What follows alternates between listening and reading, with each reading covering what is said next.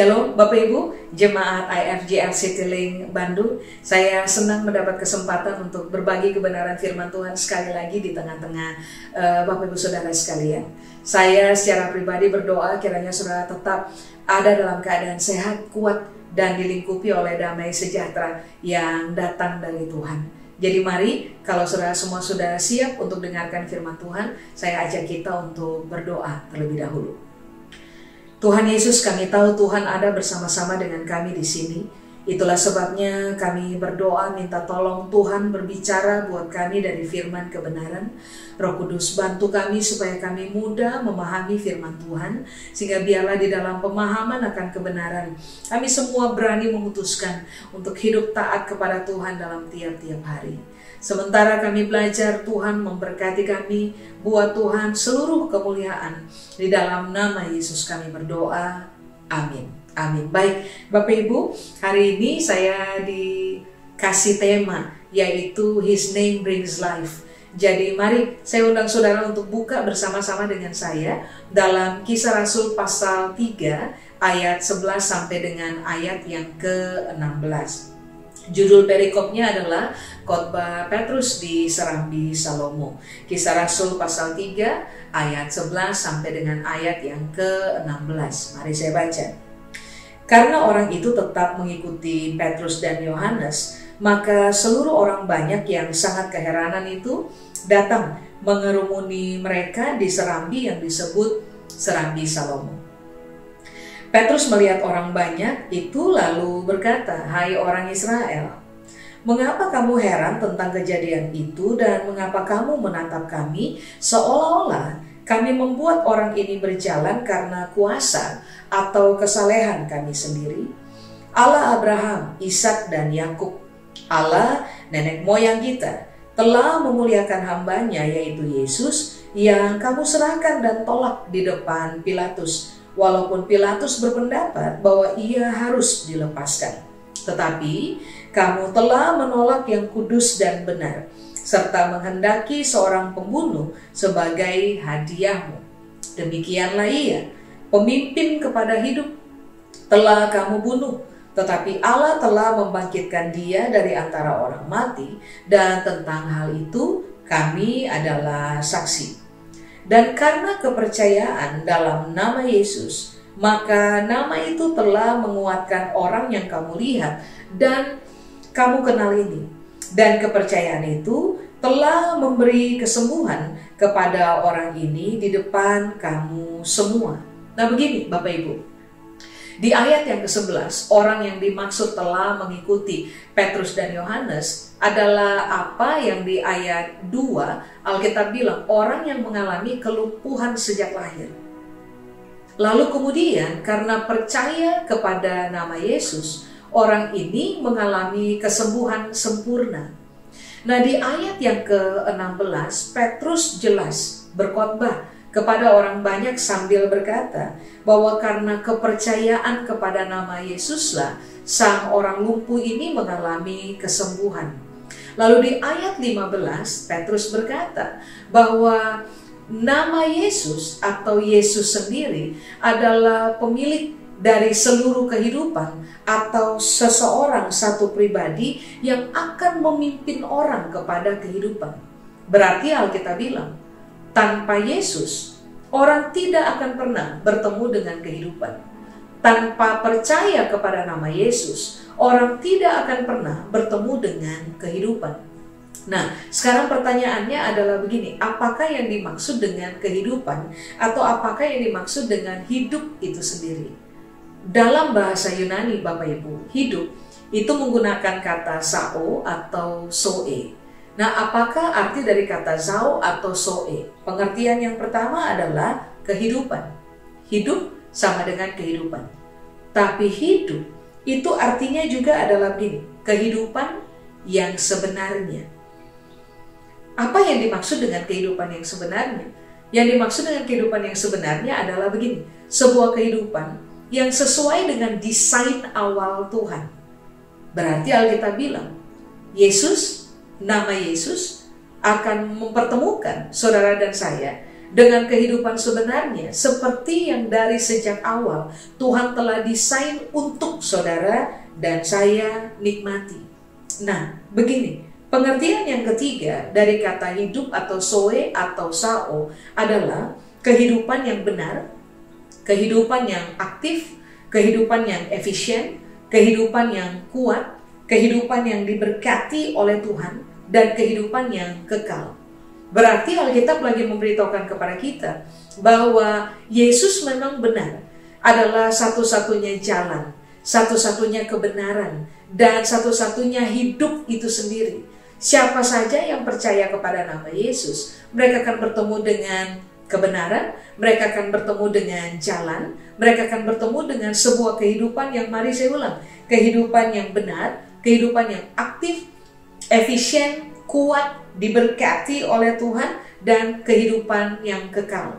Lalu berikutnya, pengertian dari kata zao adalah sebuah kehidupan yang penuh dengan kualitas karakter dan penuh juga dengan kualitas moral. Pengertian yang lain dari kata hidup adalah sebuah kehidupan yang penuh dengan esensi dan penuh dengan etika. Kata hidup juga, arti yang lain adalah sebuah kehidupan yang terdedikasi kepada Tuhan.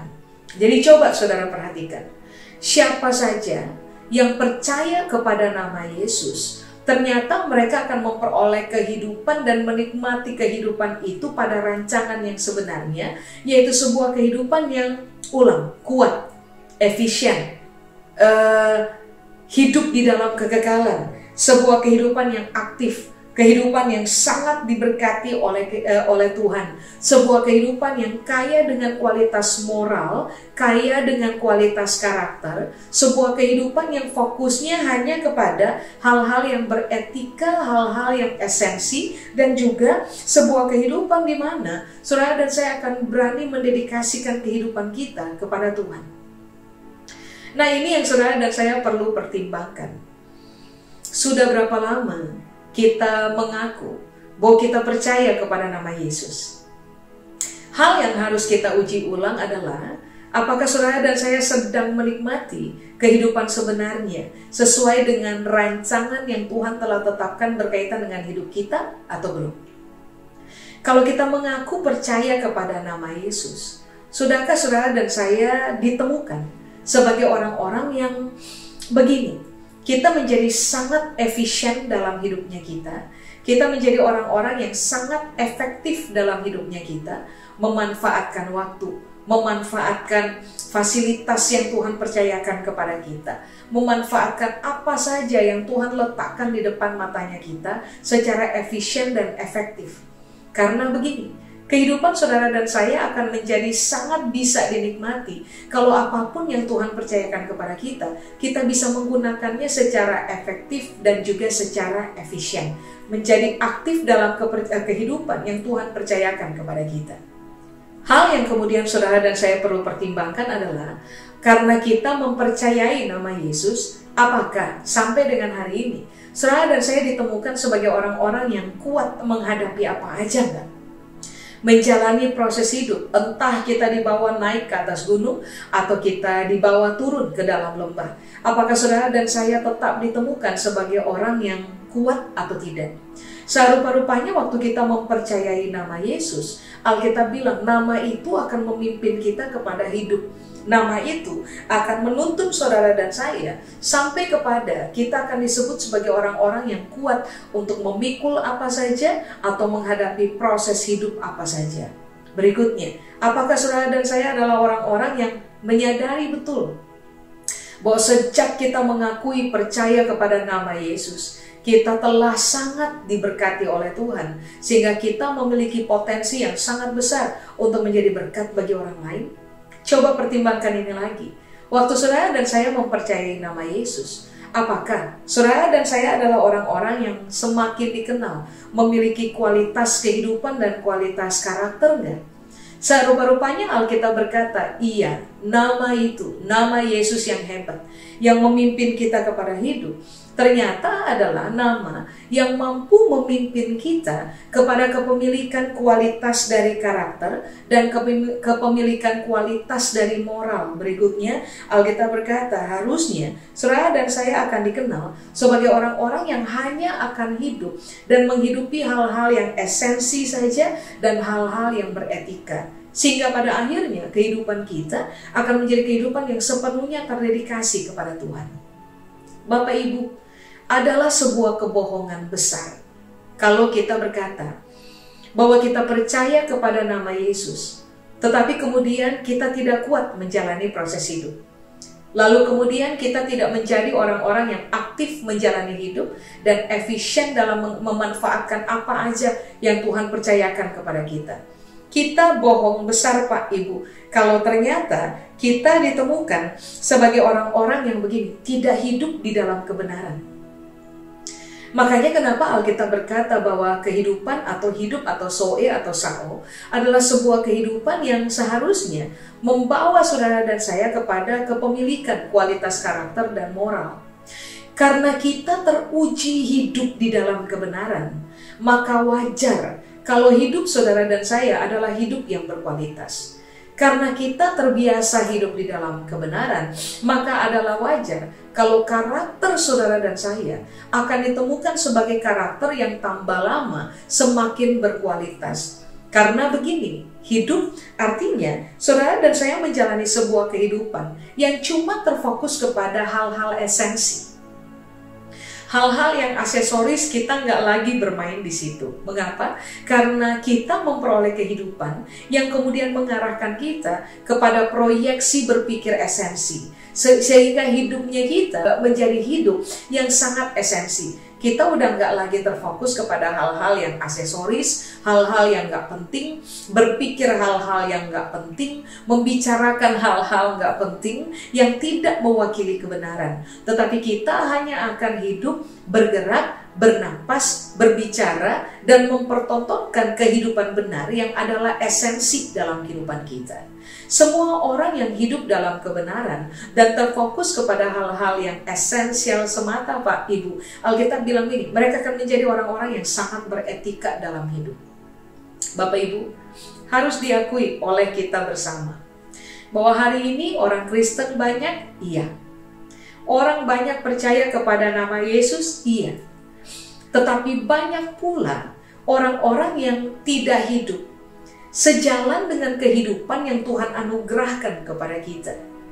Padahal nama Yesus adalah nama yang membawa, yang memimpin saudara dan saya kepada hal-hal yang tadi saya sudah bicarakan kepada saudara dari sejak awal. Kehidupan benar, kehidupan efisien, kehidupan yang efektif, kehidupan yang kuat, kehidupan yang beresensi, kehidupan yang beretika, kehidupan yang berkualitas dalam moral, kehidupan yang berkualitas dalam karakter, kehidupan yang diberkati. Kepercayaan kepada nama itu seharusnya menggiring kita kepada kualitas hidup. Sekarang pertanyaannya, mengapa sampai pada akhirnya sekalipun orang mengaku percaya kepada Kristus, namun ternyata kehidupan mereka adalah kehidupan yang tidak teruji sebagai sebuah kehidupan benar? Sederhana Pak Ibu, karena kita tidak mengakar di dalam kepercayaan kepada nama Kristus. Nah, mari kita lihat dulu apa yang dimaksud dengan kata kepercayaan pada ayat 16. Kata kepercayaan itu diambil dari kata pistis. Apakah pistis? Pistis adalah sebuah keadaan di mana saudara dan saya telah sangat dipersuasi oleh kebenaran, telah sangat diyakinkan oleh kebenaran tentu saja yang ada dalam firman Allah. Sehingga kepercayaan kita kepada firman Tuhan adalah kepercayaan yang berbalut komitmen. Membuat kita setia percaya kepada Tuhan. Tidak ada orang yang mampu percaya kepada Tuhan dalam komitmen dan kesetiaan sampai kepada kekekalan kalau ternyata mereka tidak memberi diri mereka dipersuasi atau diyakinkan atau dipengaruhi oleh firman kebenaran. Makanya supaya pada akhirnya saudara dan saya ditemukan sebagai orang-orang yang mempercayai Kristus, dan kepercayaan itu menuntun kita kepada perolehan kehidupan dari Kristus. Saudara dan saya harus cek ulang, sampai dengan hari ini, kita ini telah dipengaruhi oleh apa? Cara berpikir kita telah dipengaruhi oleh apa? Telah dipengaruhi oleh firman Kristus, atau telah dipengaruhi oleh apa kata orang, atau telah dipengaruhi oleh asumsi semata? Sejatinya kalau hidupnya kita, isi berpikirnya kita telah sangat dipengaruhi oleh kebenaran firman Allah yang sebenarnya merupakan jaminan untuk membuat saudara dan saya memperoleh apa yang Tuhan janjikan kepada kita, maka seharusnya saudara dan saya akan menjadi orang-orang yang terbiasa, Pak Ibu, terbiasa menikmati kehidupan yang Tuhan percayakan kepada kita. Bayangkan, Alkitab dari sejak awal memberitahukan kepada kita bahwa Kristus itu memimpin kepada hidup. Dan itu dimotori oleh karena kita percaya kepada namanya. Apa yang kemudian harus kita bangun dalam hidupnya kita, Bapak Ibu, adalah kebiasaan untuk merenungkan firman Tuhan. Sebab tidak mungkin orang ada pada posisi terpersuasi oleh kebenaran firman Tuhan, lalu digiring untuk mempercayai Tuhan dalam komitmen dan kesetiaan, sehingga pada akhirnya mereka berpegang kepada nama Kristus sebagai sebuah jaminan kepastian kepada mereka. Kalau mereka nggak memulai, kita nggak memulai dengan sebuah budaya merenungkan firman Tuhan. Semua orang yang melatih diri mereka untuk merenungkan firman Tuhan dari sejak awal akan ditolong oleh Tuhan untuk memahami firman-Nya. Pemahaman akan kebenaran inilah yang akan memicu kepercayaan kita kepada nama Kristus. Pemahaman akan kebenaranlah yang akan membuat saudara dan saya menjadi orang yang kemudian secara natural taat kepada Tuhan aja. Saudara bayangkan, Petrus dan Yohanes hari itu memberitakan firman Tuhan kepada orang lumpuh ini. Firman Tuhan yang diberitakan terpahami oleh ini orang, membuat pada akhirnya dia percaya kepada firman Tuhan. Hal itulah yang membuat dia pada akhirnya sembuh dari kelumpuhan sejak lahir. Ini yang harus kita bangun. Percaya kepada Tuhan yang dimotori karena kita memahami firman Tuhan yang kita renungkan tiap-tiap hari. Supaya pada akhirnya kepercayaan kita kepada Tuhan akan mulai membawa kita menikmati kehidupan yang Tuhan percayakan kepada kita. Hari ini yang harus kita uji ulang adalah seberapa jauh saudara dan saya menjadikan perenungan firman Tuhan sebagai prioritas inti dalam hidupnya kita. Seberapa jauh saudara dan saya telah mengambil kesimpulan bahwa saya nggak bisa hidup tanpa firman. Karena begini, Kristus adalah firman yang hidup. Tadi kita udah belajar, dialah yang memimpin orang kepada hidup. Tanpa firman, tidak ada kehidupan. Tanpa firman yang menjadi hidup di dalam kita, susah bagi saudara dan saya untuk mempercayai Tuhan dalam komitmen. Persoalan dari kebanyakan orang hari ini, Pak, Ibu, adalah begini. Mudah sekali orang percaya kepada Tuhan hari ini, dan kemudian besok orang menjadi tidak percaya kepada Tuhan. Lusa orang percaya kepada Tuhan, besoknya lagi orang mengalami goncangan dalam pemikiran mereka, sehingga itu akan membuat mereka mulai mengalami keraguan-raguan tentang Tuhan. Mempertanyakan Tuhan, mulai berpikir, kenapa Tuhan gak jawab doa saya? Jangan-jangan memang Tuhan gak memperhatikan saya. Jangan-jangan memang Tuhan gak dengar doa saya. Jangan-jangan memang Tuhan gak peduli dengan hidup saya. Atau jangan-jangan Tuhan gak ada. Nah, pemikiran-pemikiran kayak gini kan seringkali begini, Pak, Ibu, berkecamuk dengan hebat dalam cara kita berpikir, sehingga itu merampas kualitas percaya di dalam diri kita kepada Tuhan. Nah, mengapa kita harus membangun kebiasaan merenungkan firman Tuhan sampai kita paham? Supaya pada akhirnya, waktu saudara dan saya berhadapan dengan realita tiap-tiap hari yang kita harus akui, susah. Kadang-kadang orang harus berhadapan dengan realita, gak punya uang memang, gak bisa makan, nggak ada solusi untuk masalah di tempat bekerja. Pintu ketutup, jendela nggak ada, jalan pun nggak ada. Ini realita-realita kan di depan matanya kita, yang kita hadapi tiap hari. Sekarang pertanyaannya, apakah realita ini akan mengecilkan kepercayaan kita tentang Kristus yang hebat itu, lalu kemudian mengecilkan potensi bagi kita untuk menikmati kehidupan yang Tuhan percayakan kepada kita nggak? Atau realita di depan matanya kita tidak akan membuat kita meragukan realita Kristus, bahwa Dia adalah pemimpin kepada hidup, dan realita di depan matanya kita tidak akan mengganggu kepercayaan kita secara solid kepada Tuhan, yang kita tahu bahwa Dia sanggup untuk membuat apa yang gak ada jadi ada. Dia sanggup untuk menciptakan segala sesuatu untuk saudara dan saya bisa ada pada posisi menikmati kehidupan yang Dia percayakan kepada kita. Makanya mengapa kita justru harus menguji ulang seberapa jauh kita mempercayai nama Kristus yang suka kita sebut namanya tiap-tiap hari. Seberapa jauh kita telah mengakar dalam kepercayaan kepada nama Yesus karena kebenaran firman Allah telah kita pahami. Waktu masalah ini bisa kita selesaikan, Pak, Ibu, maka sejatinya yang tadi Alkitab bilang, saudara dan saya akan menikmati kehidupan yang sebenarnya. Saudara dan saya akan melihat bahwa tambah lama karakter kita akan menjadi semakin berkualitas. Tambah lama kehidupan benar kita akan menjadi semakin berkualitas. Karena kita berpikir hal esensi, kita melihat bahwa Tuhan yang kita andalkan itu nggak pernah mengecewakan kita.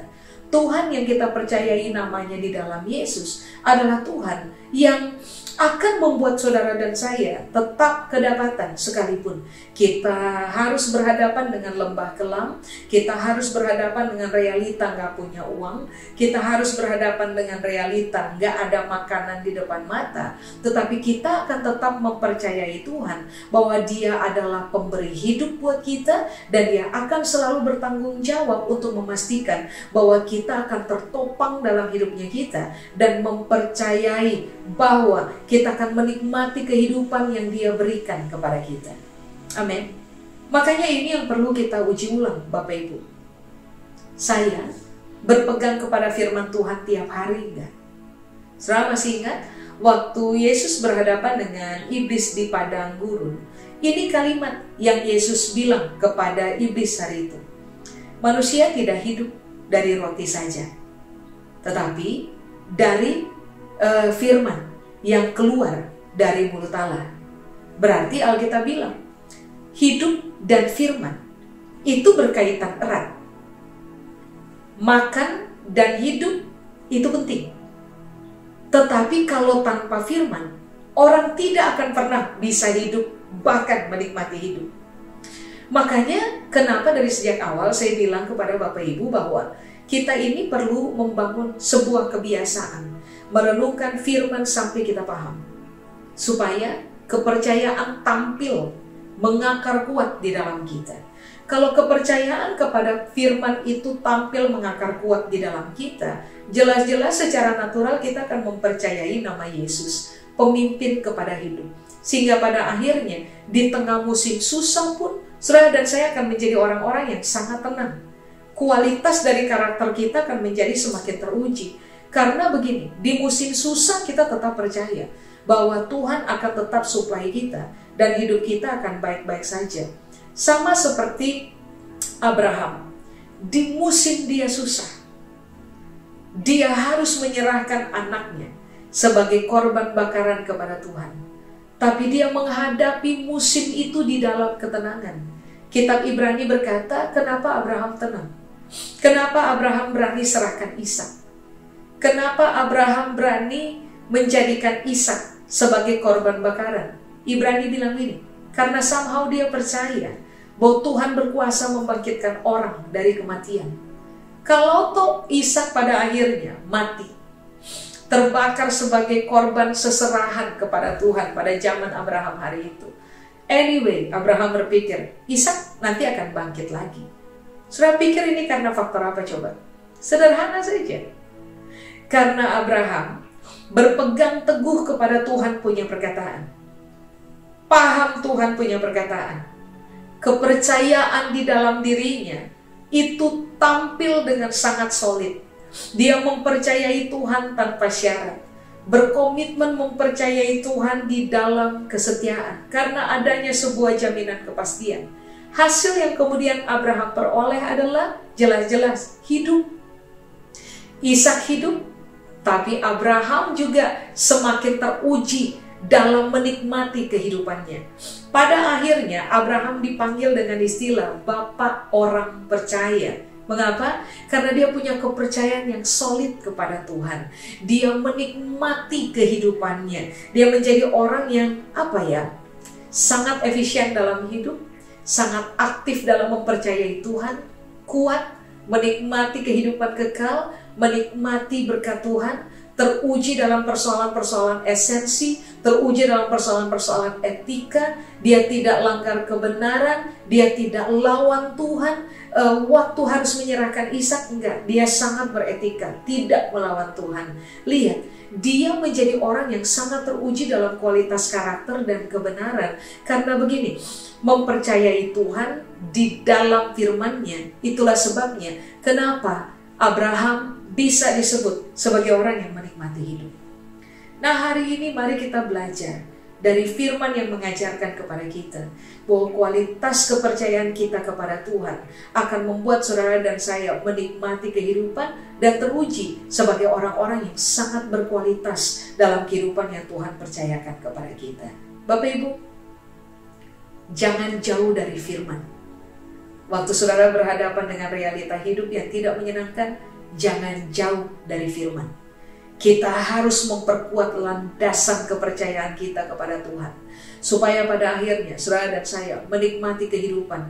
Dan salah satunya adalah sebuah kehidupan yang diberkati oleh Tuhan dengan cara yang ajaib. Karena kita memilih untuk mengakar kuat dalam kepercayaan kepada Tuhan. Amin. Saya selesai Bapak Ibu. Mari saya undang saudara untuk kita berdoa bersama-sama. Tuhan, hari ini kami belajar bahwa nama-Mu adalah nama yang akan mempertemukan kami dengan kehidupan. Waktu kami percaya kepada Tuhan. Berikan kepada kami hati yang haus dan lapar akan kebenaran. Supaya pada akhirnya kami menjadi orang-orang yang mencari firman Allah seperti orang mencari harta. Menemukan kebenaran dalam firman Allah.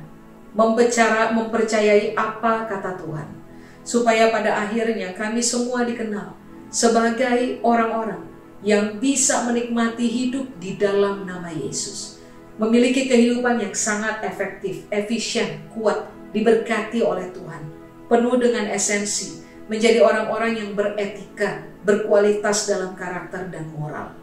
Tolong supaya kami menjadi orang-orang yang semakin respek kepada nama Yesus, supaya pada akhirnya kami bisa menikmati hidup hari ini dan kami juga bisa menikmati kehidupan sampai kepada kekekalan. Saya berdoa kepada semua saudara yang sedang ada pada lembah hidup, yang sedang harus pikul beban berat, yang sedang harus berhadapan dengan situasi yang rumit dalam hidup. Kiranya firman Tuhan terwahyukan dengan hebat dalam pemahaman saudara, sehingga saudara menjadi semakin percaya kepada Tuhan.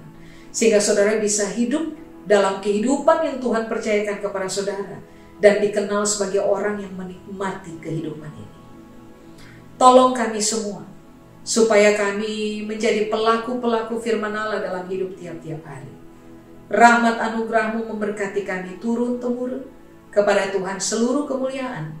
Di dalam nama Yesus kami berdoa. Amin. Tuhan memberkati Bapak Ibu.